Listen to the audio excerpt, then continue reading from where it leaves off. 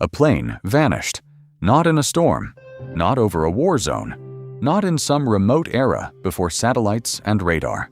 In 2014, with 239 people on board, in one of the most monitored skies on Earth, and it was simply gone. No mayday call, no wreckage, no bodies, nothing.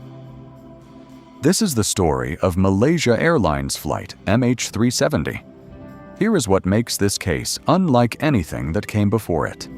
We live in a world of constant surveillance, military radar, civilian air traffic control, satellites imaging the planet in real time, ocean monitoring systems originally built to detect nuclear explosions. We have tools that can track a seabird migrating across continents. And yet, a Boeing 777, one of the largest commercial aircraft ever built, carrying the weight of 239 human lives, disappeared so completely that the world's most sophisticated search operation found almost nothing. Billions of dollars spent, 26 countries involved, years of searching. And the plane is still out there, somewhere on the floor of the ocean, silent and unreachable. But here is what the headlines never told you. The plane did not simply fall out of the sky. Someone, or something, changed its course deliberately. It flew for hours after the last contact. And when investigators finally began pulling at the threads of what happened that night, they found details that raised questions nobody has been able to answer. Questions about who was in control of that aircraft. Questions about what was happening in the cockpit in the final hour before contact was lost. And one discovery, buried deep inside the technical data recovered long after the search began, that suggests someone on board knew exactly what they were doing. We will get to that. The global aviation industry converges on Kuala Lumpur. Malaysia sits at the crossroads of Asia, one of the busiest air corridors on the planet, a place where flight paths from every direction intersect. Hundreds of flights pass through this airspace every single day without incident. That routine, that sheer volume of ordinary departures, is part of what made what happened on March 8th so disorienting. Because MH370 looked at first like just another flight. It was scheduled to depart Kuala Lumpur International Airport at 12:35 in the morning, bound for Beijing, a 6-hour flight. Routine. The aircraft was a Boeing 777-200ER, one of the safest planes ever made. It had a near-flawless safety record. The pilot was Captain Zaharia Ahmad Shah, 53 years old, with over 18,000 hours of flying experience. The co-pilot was First Officer Farik Abdul Hamid, 27, still building his hours, but considered capable and professional. 239 people settled into their seats. Many of them were asleep before the plane left the ground. At 12:41 a.m., MH370 took off. At 1:01 a.m., the aircraft reached cruising altitude. Everything was normal. Air traffic control in Kuala Lumpur issued a routine handoff, directing the crew to contact controllers in Ho Chi Minh City as the plane entered Vietnamese airspace.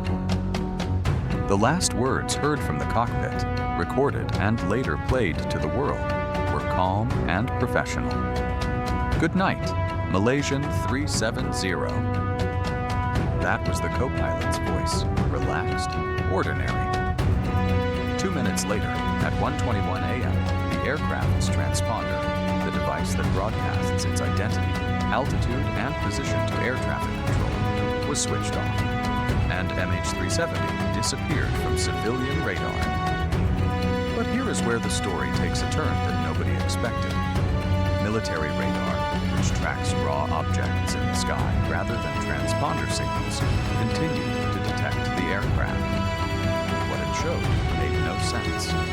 Instead of continuing northeast toward Vietnam and Beijing, MH370 had turned hard left, Back over the Malaysian peninsula, it flew across the country at cruising altitude, crossed the northern tip of Sumatra, and then turned again, heading northwest and then southwest, out over the Indian Ocean. Someone had changed the course entirely. The plane flew for another 6 hours after the transponder went dark. 6 hours in the wrong direction, without a single communication. The most disturbing part is still ahead. When investigators finally made contact with the satellite company Inmarsat, they discovered something extraordinary. MH370 had been silently pinging a satellite, not transmitting data, not calling for help, just an automated handshake between the aircraft and the satellite every hour, a mechanical habit the plane maintained even as it flew toward oblivion. Those 7 pings allowed analysts to calculate not where the plane went, but which arc of the Earth it ended up on. The Southern Arc, a brutal stretch of the southern Indian Ocean, one of the most remote and hostile bodies of water on the planet. Thousands of miles from the nearest land, thousands of meters deep.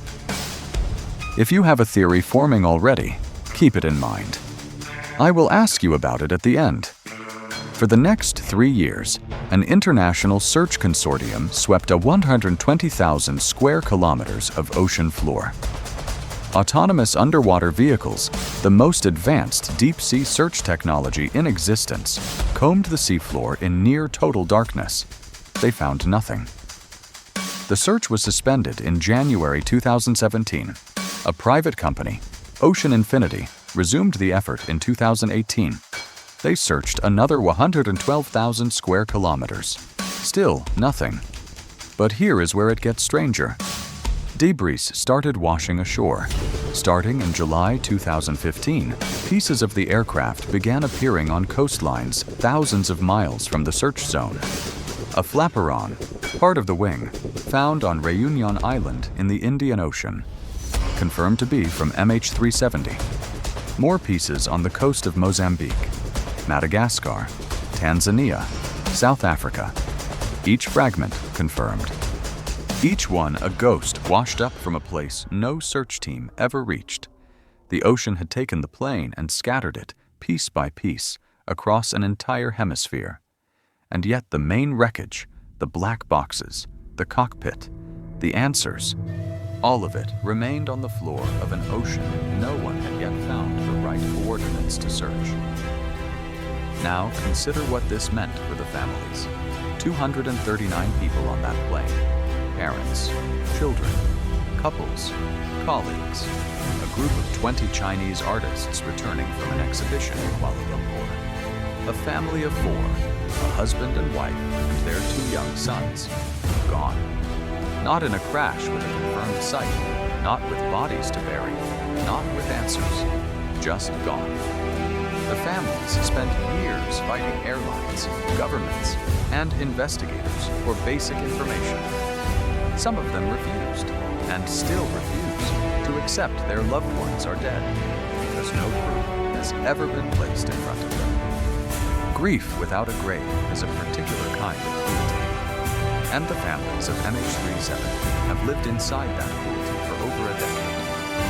Now we arrive at the theories, and each one is darker than the last. The first theory, pilot suicide. This is the explanation many investigators find most credible, though it has never been proven. Captain Zahari Ahmad Shah was known to be under personal stress. His marriage was reportedly in trouble.